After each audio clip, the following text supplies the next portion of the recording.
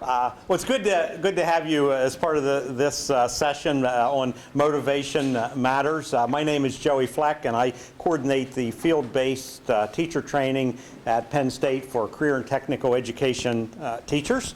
And my name is Chris Warren. I'm a builder and a developer for 30 years now, and I've been the instructor in State College for the State College Building Construction Technology program for now 7 years. Well, welcome. It's good to have you as part of this today's session. And just to give you a little idea, some things we're going to look at. We're going to look at why motivation matters and some key elements of motivation, including participants, connect, engage, empower, and encourage. And you should have a handout. If you don't have the handout called the C3E Guide to Motivation, just let us know and we'll have some additional copies. You can write on it if you would like a blank copy in Word. My email address is on there. Just email me for that and I'll be glad to send that to you. But something you can take some notes on. And we have some additional resources that we'll look at after the presentation. So the question is, does motivation really matter? Who wants to? What I've experienced, I'm sure we all have, students need to know that what they're learning is relevant to their lives and things that they can use that will benefit them. If it's not, they will just disconnect and it just, flies on by. Okay. It won't matter to it. So does motivation matter? Sure. And I would imagine if you're here because motivation matters. And if motivation doesn't matter, then you should be here, and we're glad you're here. Because I think we all know it does make a lot of difference in the short term and the long term. So again, back to the why. Anyone else, why does motivation matter? Or essentially, what are the results that you see from folks being motivated? Yes? I think you have to consider what is the different motivator for each individual. You can't look at your class and think there's one motivation for all of them. So I think if you go with that thought process, you're going to get different results based on it. Okay. So the results depending on the student or the person and depending on the expectations. Anyone else, why motivation matters or what results you believe motivation helps produce? Well, the results of good motivation just helps the overall class performance, participation, and basically just even the information given out being receptive. Okay. Yes. I think students are more persistent when they're motivated. One obstacle is not going to knock them off the path. They're going to be able to keep going. Okay. So students being more persistent when they're motivated, especially when they're motivated about the things that we want them to be motivated about, right? Because otherwise we know the results of motivation, particularly high motivation. So others, yes. I think students are motivated if we're motivated. Excuse me? Students are motivated if we are motivated. Okay, exactly. If we're motivated, it's something that motivates students. So, yes. I think if they're motivated, they take ownership of it in a positive way and take care of it. Okay. Motivation results in positive ownership and with students or anyone who then moves on to the next level of achieving whatever they desire to achieve. So in what situation is motivation important to you? I had a chance to share who you are and where you're from. And Chris, you probably remember everybody and every name, right? Absolutely. Absolutely. Okay, that's what we wanted to hear. Why is motivation important to you? What situation? To get the results I want. Okay, to get results. Now, is that with students? Anyone. With anyone, okay? With anyone, to get results. What else? Yes? Get them to graduate. Okay, get students to graduate. Okay, so the situation with students. Any others? Be successful, whatever you want to do. Okay. Okay, leads to success, so success rates. Is success the leader? I mean, does anyone not care about success? Is it okay to kind of slide down? My students know I don't like to lose, so when we go somewhere they compete. I tell them that. I'm upfront with them. I'm honest with them. But they gotta want it. I tell them I can give them all the things, all the tools they can have in front of them, but they've got to use it, and they've got to be the ones, they've got to drive the force to get there. And if we look at every person in this room and every title that we heard about, I don't think there's anyone in here that isn't successful. It hasn't stepped up a level every year, right? So it's definitely a key in, I think, all of us.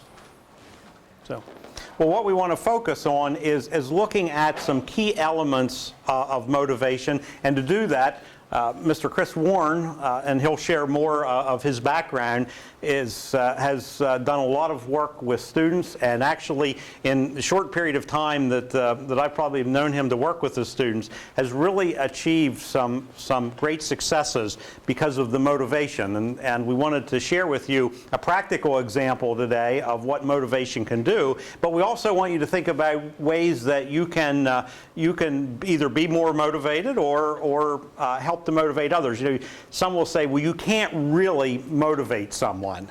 Although I would say, yes, you can. There are some elements that if you focus on, and Chris has listed those: connect, engage, empower, and encourage, that by following through with these elements, you can lead to higher levels of motivation. And his story is one that actually has implemented some of these, and he'll share some examples with you with that.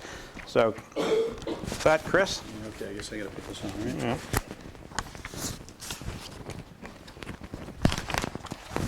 We certainly want this to be interactive, so if you have questions, comments, be motivated to ask questions and share your comments, because I think what we learn collectively is going to be one of the benefits of having everyone in here with such a variety of different backgrounds.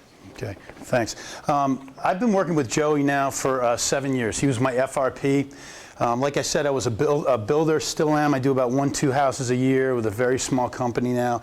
And because of a personal story, decided to get into teaching to be a better father. I took on the role 7 years ago at State College. To give a little bit of background, I was the third instructor in a row. And the director that hired me said, if you don't get it done this year, the school board wants this program cut, because it had a real negative connotation to it, and a lot of negative things were going on.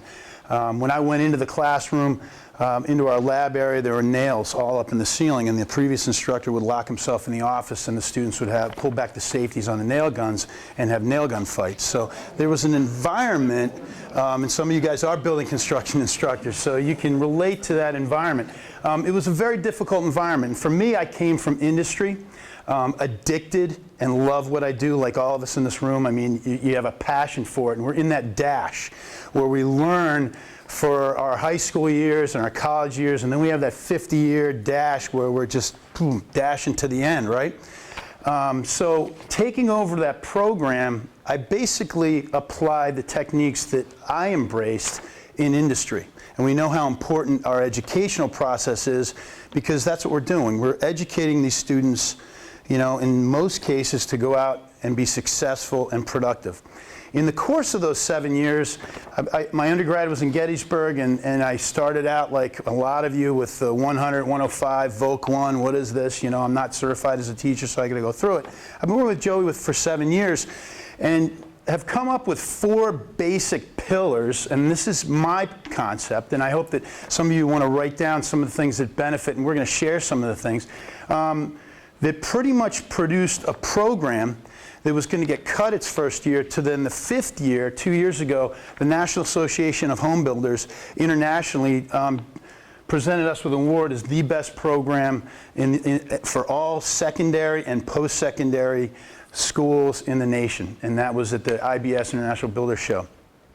I was also very fortunate to get Teacher of the Year and Economics Pennsylvania Economics Teacher of the Year in 2013.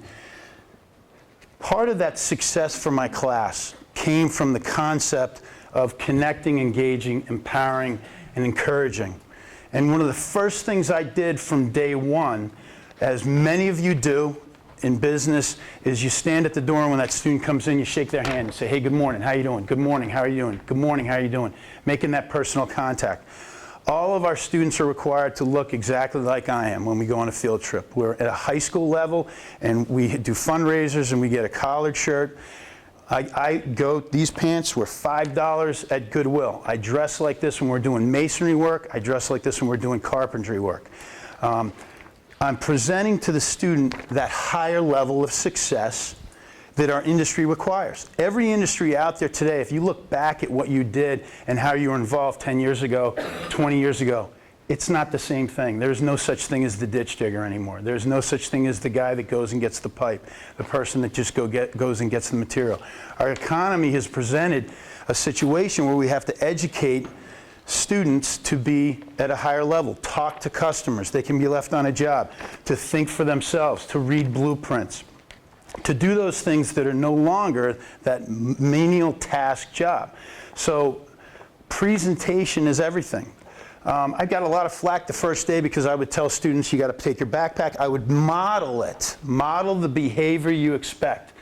So take your backpack, put it in the locker. Your cell phone comes out of your pocket, it goes into the locker. You then go right to the classroom. You engage in the bell ringer. So there's a big board on there where every morning there's a bell ringer for a student to do that either has to do with new material or old material.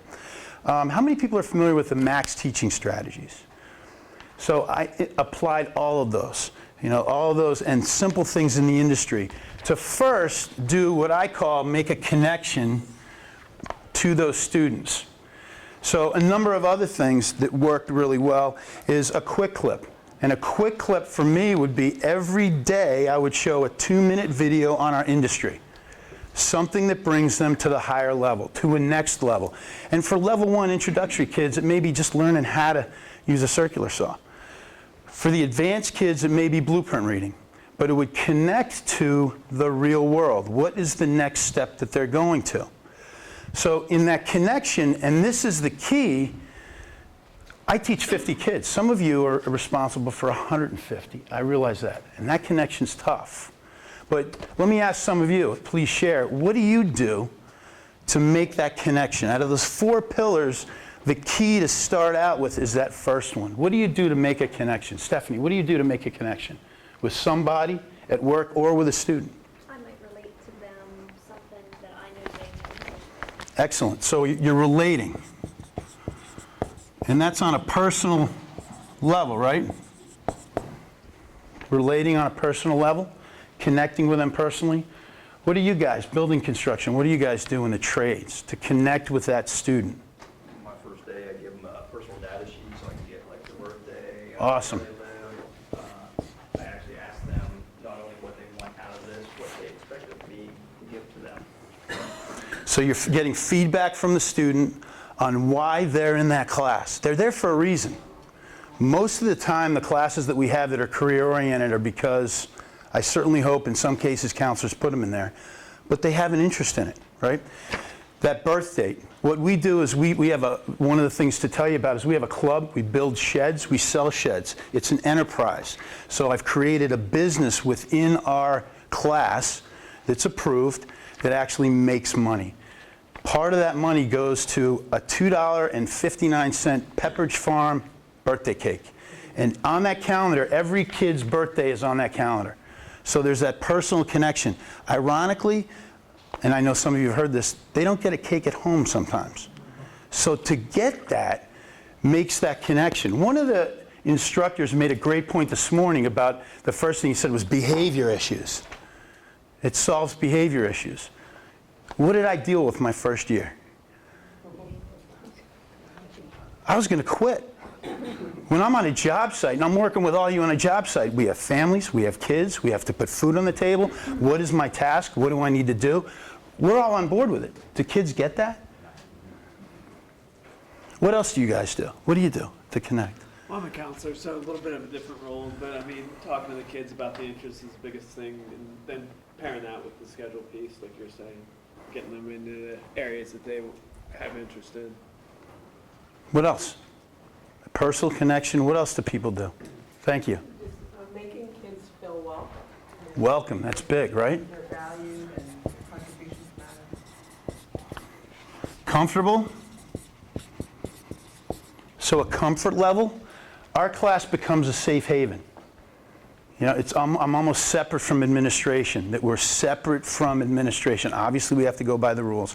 But you have to become a person, maybe they have a dad, but he's not really a dad at home, or a mom. And you have to be that sounding board, right? create that comfort level so that student wants to come into that class. What else? What else is out there? Thank you. Being a club advisor and meet with them after school hours and also going to any of the sporting events. So club, creating a connection with other students, something that other students can do. I have a few athletes, you know, the guys that are athletes, and they have that club.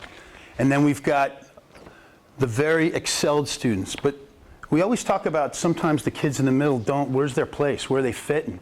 So we have a club. NAHB has a club. Most industries have organizations where you can have student chapters. And that club adds to that comfort level. So they know they're coming with people that have a single concept that's the same, right? That they all have together, that's one common element. What else? What else do you do to connect? Thank you.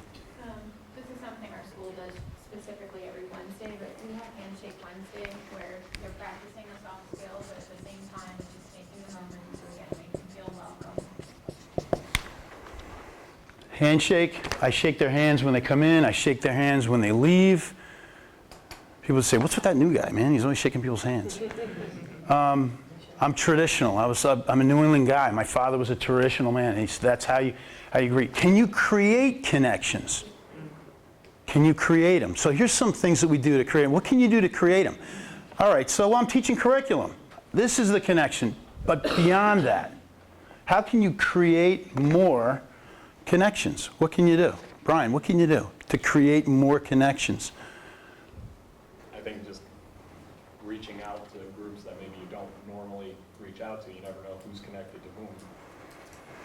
So for us, those groups, and think of what you guys do, those groups, NAHB, Pennsylvania Builders Association, National Association of Home Builders, the Penn State Club, ways to make that connection and feel closer. So after you've made that connection and you're in your class and you still have your 387 PDE competencies that you got to get through and you got to cruise it, and that sounds great. How do we get those competencies done and those things that we need to get done? Well, we've made a connection with them and now we move into engagement. So engagement of what I say, occupy, attract, or involve someone's interest or attention, become involved or commit. And for me, this is really easy, extremely easy for me. For English teachers, social studies teachers, math teachers, oh man, I feel for them. Because I have this thing called a lab or a shop, and we just go right out there, and then man, now we're engaging and connecting. We've got a big sandbox. So for some people, it's tougher. But for me, it's hands-on work. So we get the kids out in the shop, and they get engaged by hands-on activities. What else? What else do you do to engage? Thank you. I like how you brought up social studies. I do a lot of, you can find a lot of good resources online. I do like virtual tours. We just went to the Teen Chapel last week, did a whole session. They had to look at different paintings and analyze them and interpret them, write pieces on them the whole time. We were using this online resource for this Teen Chapel. Can they do anything, or do you focus them on one particular article or something online, or can they branch out? No, it's usually like they have a lot of choice as long as they're answering the like 3 or 4 guided questions that they do. Okay, so there's a lot of choice involved. That's great. What else? Thank you. I teach girls. They like to role play. Role play, okay. And how does that work? Well, I think what it does is we create the environment that it's a dental office. And, you know, they have to talk to each other. You know, they have to say hello, how are you? And they have to see the patient and ask the patient how they are. And So they're involved with each other and they're dependent on someone else engaging, like I'm depending on you to engage with me for it to be successful, right? Okay, so role-playing groups, pairs. I do that pair share, max teaching strategy. Okay, you guys, 2 of you guys together, 2 of you, 2 of you, put you on the clock. All right, you got 30 seconds and I'm coming back to you. Here's what it is. Do that in the classroom all the time to get them connected, to be thinking about that. Yep, yes. Internships and job shadowing. Yeah, that's great, right? Our industry. I can't believe it, but my first year, about halfway through, a couple students came up and said, you know, sometimes you're boring. Me? So bringing in one of the industry professionals, or from another school, some of you other instructors, come on in and give your experiences. It's kind of like your son or daughter when you tell them, this is the way it is, this is the way it is, this is the way it is, and they don't listen to you, but they go over to the neighbor, and the neighbor's father says, hey, you ought to do this, and they go, hey, you know what Patty's dad said? They listen to him, but they don't listen to you, right? So the same kind of thing. It's the same material, but it's coming from somewhere else. You know, they're so used to you as an instructor. You know, what can you do differently? So our PBA builders, you know, if you guys ever have a rainy day, come on in. Open door policy. I have an open door policy. Whatever we're doing and an industry professional comes in and just says, hey man, I had an hour, we stop and we give them that hour. I was talking to a couple instructors that say, I'm pulling my hair out because our industry people, I can't get them in there. And I said, give them an open door policy. How critical is it for you to engage and connect with your students that 3 times a year, maybe your lesson plan was disrupted? You're all professionals, you can make it up. But to have that industry professional come out there, it goes back to that connection. Why are they in your class? To be employed, to eventually get in this industry, and to have someone who's really out there doing it come in and talk about it is a tremendous way to engage. What are the other things that you do on a daily basis to engage? Yes? I think giving them, like challenging them and setting high expectations is where you'll typically find that they're more engaged versus giving them something that's easy or has no purpose. How many times do we hear about setting that bar a little higher, just a little bit higher, a little bit higher, a little bit higher? And you think of, I get feedback from students the first couple of years about, why are you guys all taking that class? Oh man, it's easy. Okay. How much of a challenge is it? What is that doing for them? How does that keep them engaged? How does it keep them motivated? What's that doing for your future? Right? So that challenge, student feedback on challenge. They love to be challenged. You know, and it gives them that ability to get engaged with an activity and move in an activity to where they own it, where they're owning it. If they're connected and they're engaged, what has happened to some of the behavior issues that you have? Yeah, they kind of start to go away. Mine did. You know, mine started to go away. Okay, so we've got that engagement, we're hands-on, we're doing it, we've got some choice, some role play, we're in groups, we bring the industry in, we're challenged. Anything else anyone wants to add that you're doing? We take that and we move over to the point of empowerment. Give someone the authority or power to do something. And this is one that I struggled with. Because here I am from the industry level, and I'm coming out and I'm dealing with all these professionals who understand safety and understand the aspects of our industry, and we're all there for one focus. And now you're dealing with a 14 to 18-year-old student, sometimes adults, that have never seen this equipment or this activity, and now you've got to let go and empower them somehow. Because it's one thing to say, okay, we're connected, we're engaging, we're doing these things. Okay, now I'm going to give you a test. Good job. Let's try and reconnect you. So if the pillar of empowerment goes away, it just becomes another class. So how do you empower students? Yes? I let some of my students teach other students. Awesome. Okay. So pair sharing. Teaching. What's that doing? Like, what is that doing for them? What do you see when you do that? They take ownership of what comes. So they're owning something, right? It's theirs now. It's theirs. So at this point, you've made your connection, you're engaging them, you're going through those lessons, you're doing these things. Do they own it yet? You know, have you really let them go? Have you let them do it on their own? So this is ownership now, empowerment, ownership.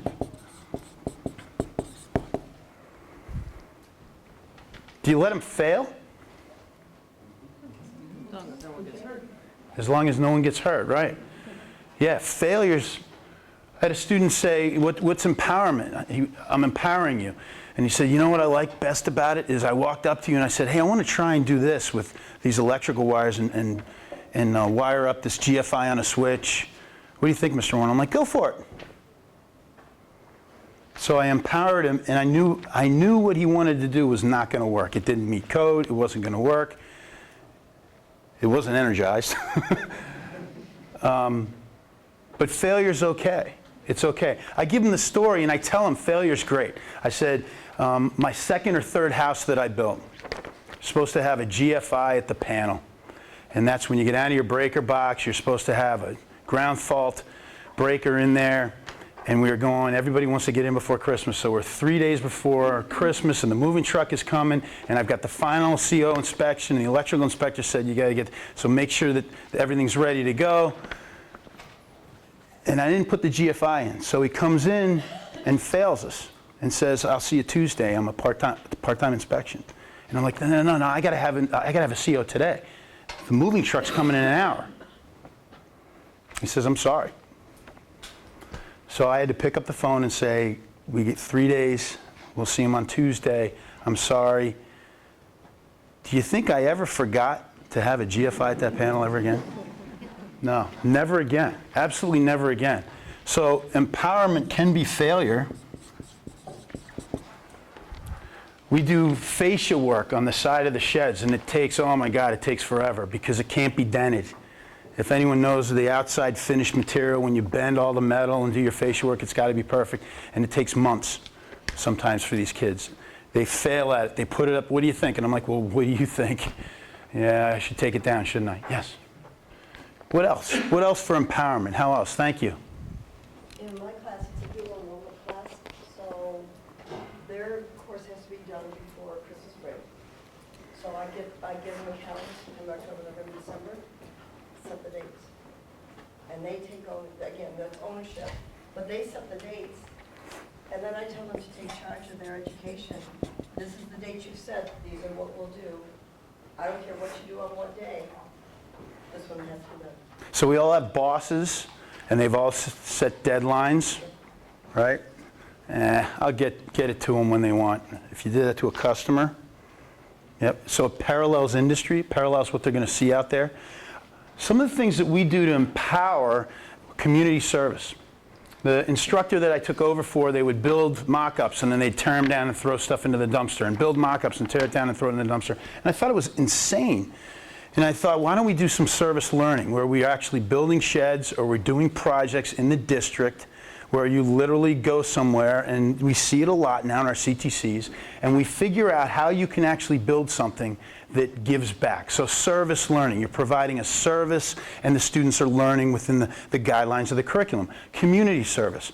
Empowerment for us is huge out for community. We have Habitat for Humanity chapter here in State College, and for years they were constantly building 1 to 2 houses a year, and I went to them and said, can we frame the walls?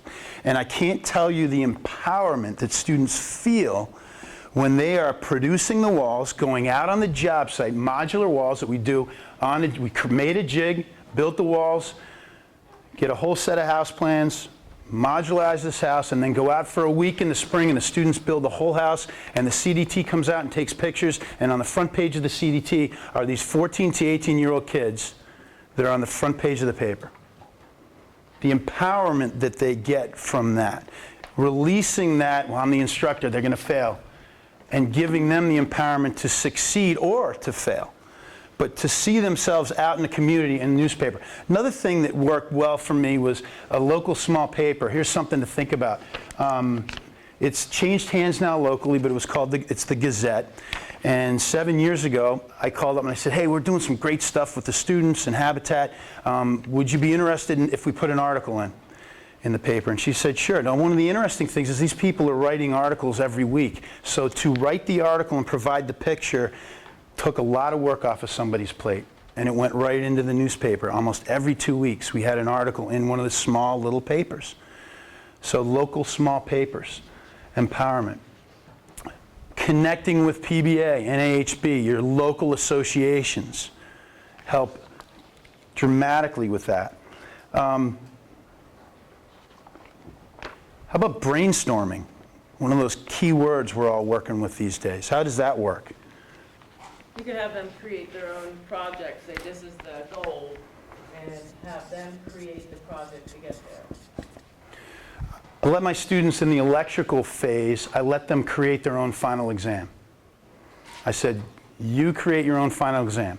Give me a code outline, give me a material list, give me a cost breakdown.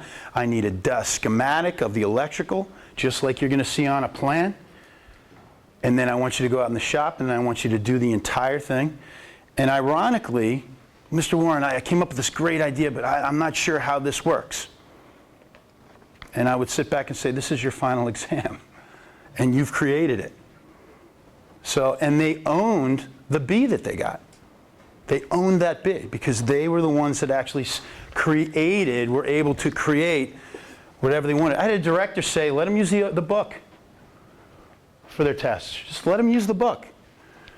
And in the beginning, I was kind of like, what do you mean? Let them use the resource. Give them the questions and let them use the book to come up with the answers. Well, when I was taught 30 years ago, that really wasn't the way it was. But think of your industry manuals. Now, the things that we have to know, don't get me wrong, but think of your industry manuals. We have code books that used to be a code book this big for everything, and now the electrical code book is this thick, and the building code book is this thick. And if you talk to any building inspector, they say, we don't need you don't have to know it. You have to know where to find it. So empowering them by giving them the resources. What would you have? Would you not have a code book in front of you if you're building a house? I have one, right? You have one in front of you.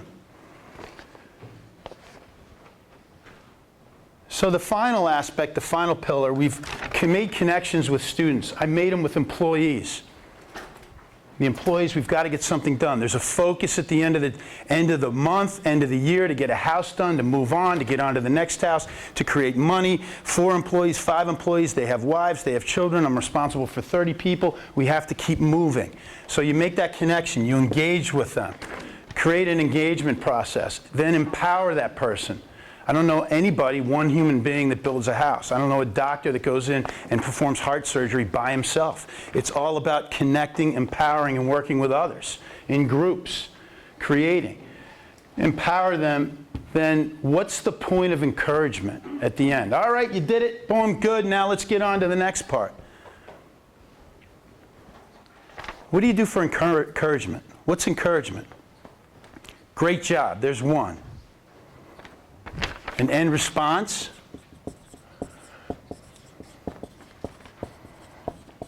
A grade. Hopefully that's encouragement. Yes, please. Honest feedback. Yes. Whether both negative, whether it's good or not so good. And it's got to be honest, because they'll sniff it out. Honest feedback. What else do you do? Thank you. Really just got to polish it because it can also be a byproduct of the empowerment itself. Because they feel that they own that, that's the encouragement that they get. You just give them a little polishing on it as with any of those things already up there. So polish the empowerment aspect of it, right? Yes. I think you have to validate them. Tell them they're okay. You know, like, your thought is good, or your thought is Make it real. Validate it. Yeah. real. It's okay. Yeah.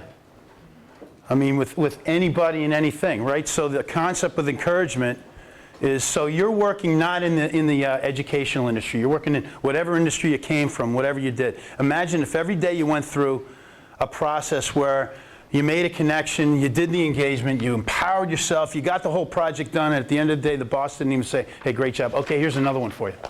You get it done. Here's another one for you. So this part is huge to get back to the beginning, to start another project. So I don't know how often you have your students. I have mine for 3 to 4 years. So 3 to 4 years, there has to be a process where it's continually, and what I call it is the snowball effect. If you start it and you keep it going, discipline is not an issue today for me. It doesn't even exist. I don't have one issue. I hand out a building construction contract which is worthless. It's legally worthless, but it's a contract, just like you would see if you went and worked. And the first day I say, this is your contract. There are no cell phones, you won't chew tobacco, and you don't swear. And then there's another list of 30 things they have to do. And you have to go for an hour and a half not being able to chew tobacco. You have to go for an hour and a half not being able to swear. I said, I've got the worst mouth of anybody, and on the golf course, it happens a lot. But there's a time and place for anything. You're not going to sit down with a homeowner and have a big thing that you're going to spit into as you're trying to sell them a $15,000 job. It's just not going to happen. That contract, they sign, their parents sign, my CTC director signs, and I sign. And it is, truthfully, if they brought it to our district solicitor, worthless.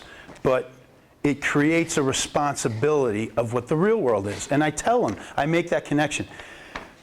I always go through the same exercise with my students after the first year of what we're doing today. And what I say is, I say, tell me how to be better. The feedback, tell me how to be better. It's just as good to find out that you don't like something that you, and as good as that you do for students. So if you don't like building construction, you move on to something else. It's just as good to find out what you don't do well as what you do well. How do you get better? So I say to my students, and we start out with our class, for me, and that feedback and why that sheet's blank and you get more of them is you can figure out, these are my 4 pillars, and I'm grateful that you're listening to me today. You have to figure out, does it relate to me and what would be different for me? But how do I create a full circle for my students that going on to the next unit is easy? If I forget this piece, going on to the next unit can be really tough. Oh, I can't wait to get to the next unit because this unit is killing me. These kids aren't engaged. They're not liking this. I got to get to the next unit. But if you're missing a piece, I call it the 4-cylinder engine. If one of them's missing, it's not hitting on target, especially the last one. When you get to the next unit or the next project, how's that next project going to go? Just because you're onto a new one, is it going to be a better gig? Encouragement is key. When they leave at the end of the day, hey, have a great day. Kids will mess up, screw up. They're never wrong in my class. They're never wrong. Now, some of you are saying, what, are you nuts? If you wire something, if they say something, I may say, you know what, that will work when we were doing this over here, but I'm looking for you to think a little differently about this over here. So I like that answer when we were talking about over there. But now let's take it a step further. Was there something negative there? Nothing. So it's a positive environment all the time. Positive environment all the time. And then we may revisit it for that same student because they might not have gotten the concept. So at the end of the day, you shake their hands, goodbye, encouragement, great job, good feedback, polish it. What else? What else do you do to encourage? Because that's key. To encourage somebody, you're getting them back the next day. Are they getting encouragement at home? Man, when I get home as a dad, I got 3 kids and they're running all over the place, and my wife works harder than I do, and there isn't much encouragement going on at home. All of you know how that works, right? We're all in the dash. So in a lot of cases, what are my fellow workers? What are they going through? What is the student going through at home? You know, I said about the birthday cake, we'll have a wall of fame where I'll take pictures and I'll say, hey, I need 5 minutes with my phone because I model everything. I don't have my phone with me. I'm like, guys, I need to have permission to take 5 minutes with my phone today so I can take some pictures of you guys. Yeah, all right, Mr. Warren, go ahead. Let's take some photos. They end up on the wall of fame. Some of the kids that are athletes, they end up in a picture somewhere. The other kids, where do they end up in a photo? I've gone to some houses, and I heard this before in my second year. I experienced this where I went to some houses where parents were, and I go into their house, and there isn't a single picture of their son or daughter in the whole house. And you put that picture up on your wall, and you have no idea what that does. I'm sure some of you do. That encouragement piece. Other things. What are the other things? Anyone else do anything as we're sharing? Yes? On an HB club, at the very beginning, we tell the kids that they're eligible for school packages and scholarships if they maintain a certain grade level or grade percentage and participate in the club. There's an incentive there to do well. Yeah, NHB and the industry for us is huge. Paper costs a penny. And I just copied these awards off, but it costs a penny and the ink costs a penny. And I have the Instructor's award for the month, sometime for the week. I've got in some cases, and at one point I sat back and said, man, this has turned into like third grade soccer because I had so many awards, you know, everyone wins. Ah, crap, that's not the truth. So I started scaling it back. But I have the Integrity Award. I've got the Respect Award. I've got the Rookie of the Year Award. The concept is we've got kids that we're bringing out into the workforce, out into a career mode. With businesses, you're trying to get everyone to elevate to another level, and it's motivation. 2 cents. You wouldn't believe what 2 cents will do to a kid when they've never gotten an award for anything, or when they're putting that portfolio together and you tell them, put it in the portfolio. Our second year, the kids that come from Exploring Building Construction, they come in, we start creating the management model a little bit. Because they're going to do one of two things. They're either going to be a boss or they're going to work for a boss. So they have to understand how a boss thinks. And I tell them that. I said, you just cannot ignore the fact that, well, my boss doesn't make sense. And you hear your father say that all the time, or your mother, or your uncle, or whatever. It doesn't matter. I exist, I tell them. I'm nasty, I'm mean, I'm old school, but I exist. I am a builder out there. You're going to run into people, and you have to understand how they think. So we put together a portfolio, and I say, start putting your stuff in there. Start putting your successes. And all it is a binder that you can buy for $1. And they start putting that stuff together. Anything else for encouragement? Thank you. One of my colleagues at school brings in, it's real simple. Some of his kids don't eat enough, or don't get enough to eat. He brings in a loaf of bread, jar of peanut butter, some jelly. They love it. And they know when they go to his class, they sign in, they do their work. But then when it's break time, they can get something. It makes a big difference. We've got a crock pot, so every Friday, part of our club, we'll all contribute, where it's hot dogs or it's sausages, and kids, they don't have to go to the cafeteria. They can come in for lunch into the Building Construction Technology Lab. We invite other instructors. We invite the maintenance people. We invite the grounds crew. We invite a lot of people over just on every other Friday. We do every other Friday where that meal is, and they get to interact. We go to the local builder show. Field trips are key in empowerment. Getting kids out into the community, bringing those instructors in. Yes, thank you. Phone calls home, really good praise home they get. They come back, they're like, I can't believe you called, and they, like it was a good thing. Yeah, they really.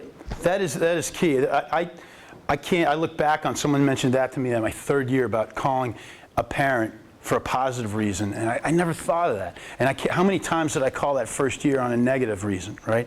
So I started doing that and calling on a positive reason, and they didn't believe you.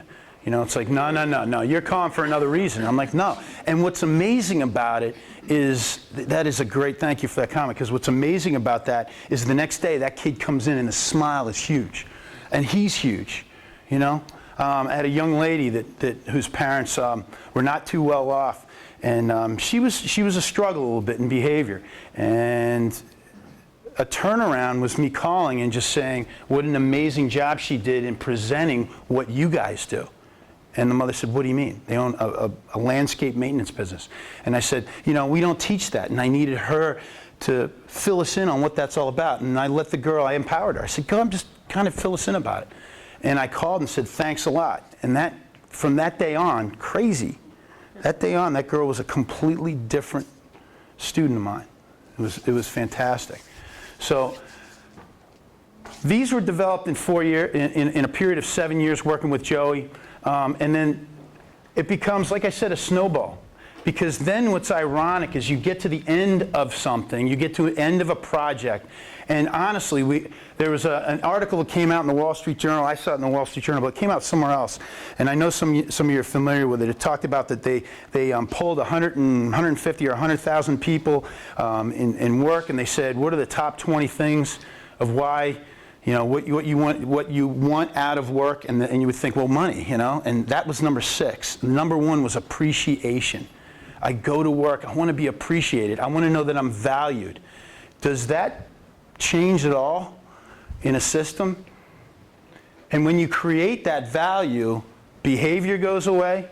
When you go to the next unit, the stumbling blocks of beginning a new unit, a new phase, a new project, I sit back and it rolls. People are looking forward to it. So, and again, it's also modeling. It's you. You know, I can't tell you how many times kids would come in and look at my face. You know, and if I was on the phone about something, you know, and I was kind of like, didn't have that joyful look on me, boy, they kind of became timid. But if I'm like, hey, what's going on? You know, it's like, oh, wow, I'm all right. I'm energized. This becomes a full circle, and the whole thing just works all over again for us. So I want to thank you guys. This has worked for me for 7 years. It gets perfected as time goes on. I hope I presented something to you that you can take back, and I appreciate your feedback that I can take with me as well. So I pass it on now to Joey. Almost finished. Just want to bring it full circle. And we want to make sure we get the mic. Thank you, Chris.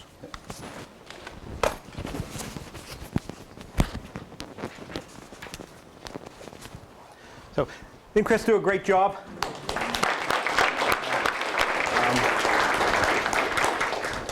What you have is actually what I call the C3E Guide to Motivation. It's part of my motivation to provide materials for those in positions of leadership, which is all of you. What did we, yesterday, leaders influence people, and you're all in a position to create influence. And so what I've done over the years is just watch what successful people do. And I watch when people are successful at motivating others, that they know who they're motivating, they know what that relationship is, they connect with the person, that's the C, and then the 3E parts are they engage, empower, and encourage. And if you think about that, if you miss one of those pieces, if you engage somebody, but you don't give them the power to do whatever task you're asking them to do, it doesn't matter how much encouragement you give them, you've left the piece out.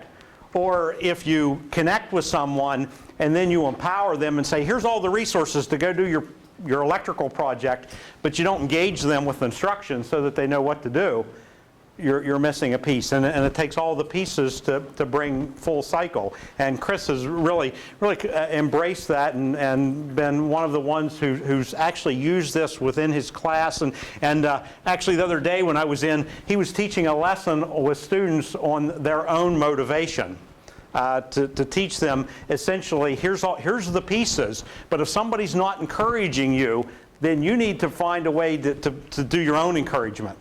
That it's nice if somebody else does all this for you, but we all know that not in every situation, not everyone is going to do all these pieces for you. They might connect, engage, and if they don't empower you, then you need to find the resources you need to do what you need to do. If they don't give you the encouragement, then you need to be self-encouraged or just realize that somebody's missing a piece, and because of that you can't let go and just give up and keep going through the cycle. So I continually do this one. The Leader's Leaf is just a document that I'm always working on, and when I come up with some ideas that'll fit onto one page, is kind of that leadership framework. Here's 4 things that are influential with motivation. I have some things that are influential with momentum and different things, and things that I can use just to look as a guide and say, if I can remember to do these 4 pieces, then whoever I'm working with, and even myself, is going to be much